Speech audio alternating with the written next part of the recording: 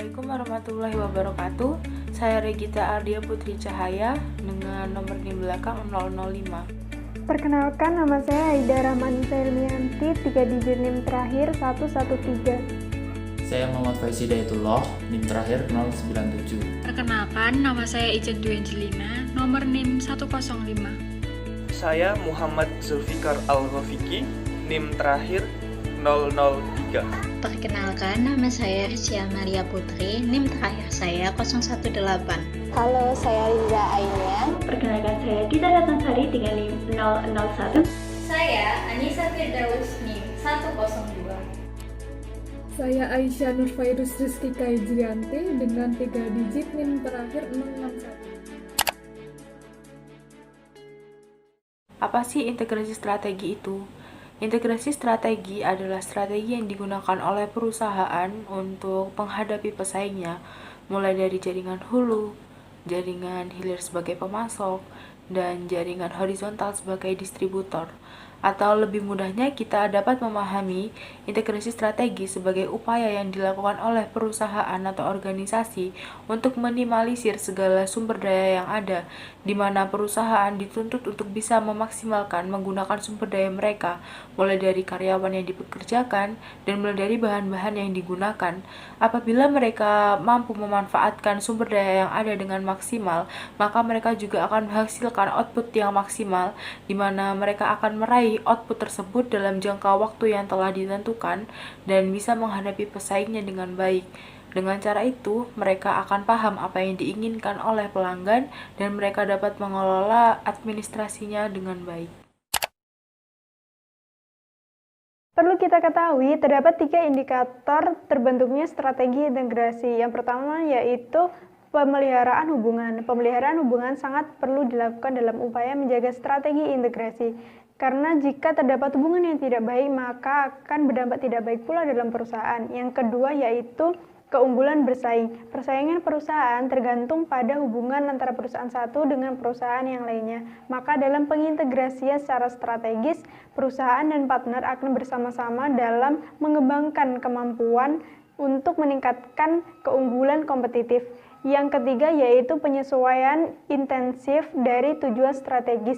Dalam upaya menciptakan strategi integrasi, perlu adanya peran seluruh pihak yang bergabung dalam sebuah perusahaan. Perusahaan juga harus dapat mengetahui secara jelas tujuan strategis apa yang ingin dicapai, sehingga dapat disesuaikan secara intensif atau optimal dalam proses pencapaian tujuannya. Strategi integrasi dibagi menjadi 3. Yang pertama ada strategi integrasi vertikal hilir atau forward integration. Strategi ini merupakan strategi di mana perusahaan memperoleh kepemilikan atau meningkatkan kontrol atas distributor atau pengecer. Kegiatan yang dilakukan adalah mengintegrasikan beberapa kegiatan yang mengarah pada penyediaan akhir.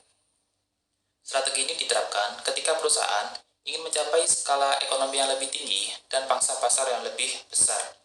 Strategi integrasi ini menjadi sangat populer dengan meningkatnya penggunaan internet.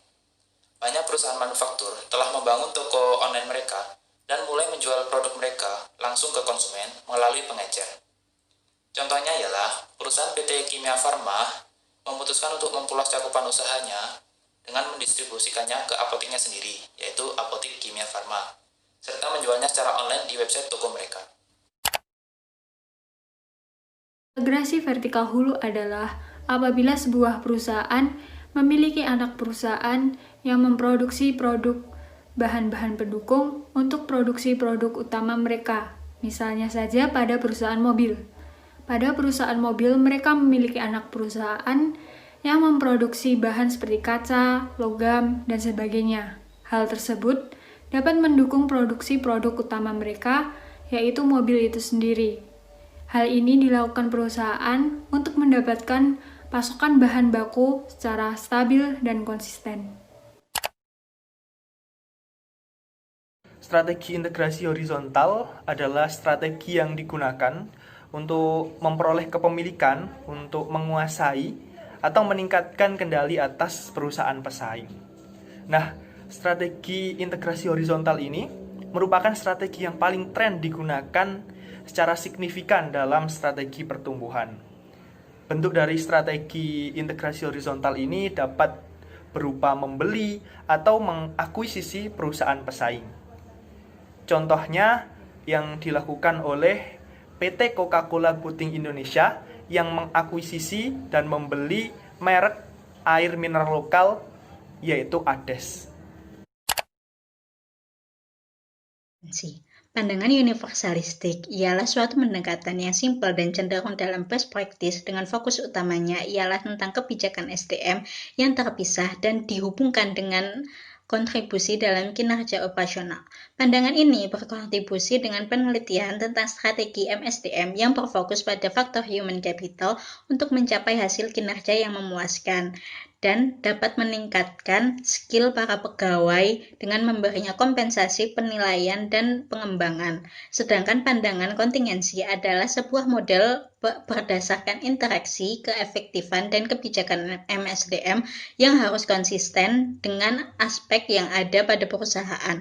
Faktor eksternal dalam perspektif ini menjadi variabel yang sangat penting dalam sebuah organisasi ataupun perusahaan. Di dalam configurational perspective terdapat dimensi organisasi seperti sistem, strategi, dan juga praktik. Nah, dalam perspektif ini mengacu pada best practice dan juga penyederhanaan realitas yang terjadi pada MSDM. Selanjutnya yaitu kontekstual perspektif. Nah, pada pendekatan ini mulai mengacu pada berbagai variabel yang ada seperti politik, sosial, teknologi, dan variabel lainnya. Jadi, pada perspektif ini dikatakan bahwasanya untuk mencapai eksistensi organisasi tidak hanya bagaimana caranya mencapai tujuan, namun juga bagaimana hubungan antar sistem organisasi dengan hubungan eksternal lainnya. Nah, selanjutnya saya akan menjelaskan bagaimana integrasi antara pendekatan yang telah disebutkan. Nah, configurational perspective sendiri merupakan pendekatan yang mengatasi kelemahan dari kontingensi perspektif, di mana dikatakan bahwasanya organisasi akan terlihat kaku dan tidak fleksibel. Maka dari itu perlu adanya analisis lanjut dan muncullah configurational perspective untuk mengatasi kelemahan tersebut.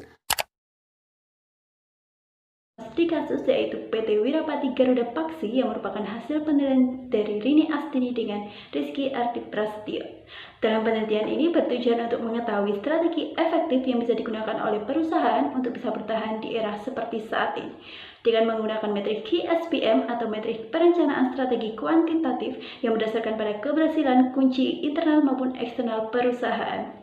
Bisa dilihat samping kanan saya, di mana metrik KSPM menunjukkan bahwa keberhasilan strategi yang bisa digunakan oleh PT Wirapati salah satunya yaitu dengan penetrasi pasar. Adapun yang bisa dilakukan seperti melakukan promosi kepada konsumen melalui berbagai media, baik itu brosur, e-advertising, pamflet, ataupun yang lain sebagainya, serta memberikan cenderamata kepada konsumen dan meminta rekomendasi kepada konsumen. Proses transformasi melalui pengelolaan perusahaan berbasis sumber daya merupakan upaya strategis yang harus ditempuh sebuah UKM. Hal tersebut dilakukan untuk mencapai keunggulan kompetitif atas perubahan dramatis dari lingkungan bisnis yang dihadapi. UKM akan dapat memperbaiki atau memperkuat daya saingnya untuk berkompetisi. Akan tetapi, sumber daya organisasi dan manusia merupakan sumber keunggulan kompetitif yang paling utama. Sebab pengelolaan sumber daya lain bergantung pada kedua sumber daya tersebut. Keterlibatan sumber daya organisasi dan manusia sangat menentukan kesuksesan perubahan UKM tersebut. Karena semakin baik tata kelola organisasi didukung dengan kualitas SDM yang baik, maka pengendalian sumber daya strategis semakin kuat. Jadi kesimpulannya, integrasi strategis adalah strategi yang digunakan oleh perusahaan untuk menghadapi pesaingnya.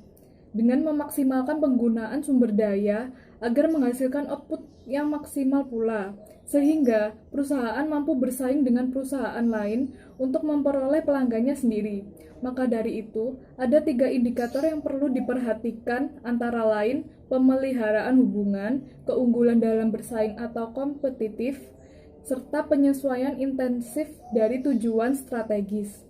Dalam pelaksanaannya, terdapat 3 macam strategi integrasi, antara lain integrasi vertikal hilir, di mana perusahaan memperoleh kepemilikan atas distributor, integrasi vertikal hulu, di mana perusahaan memiliki anak perusahaan untuk memproduksi bahan-bahan pendukung dari produk utama, dan strategi integrasi horizontal, di mana perusahaan memperoleh kepemilikan atas perusahaan pesaing. Selain itu, integrasi strategi menerapkan beberapa pendekatan, yaitu integrasi universalistik, kontingensi, konfigurasional, dan kontekstual perspektif.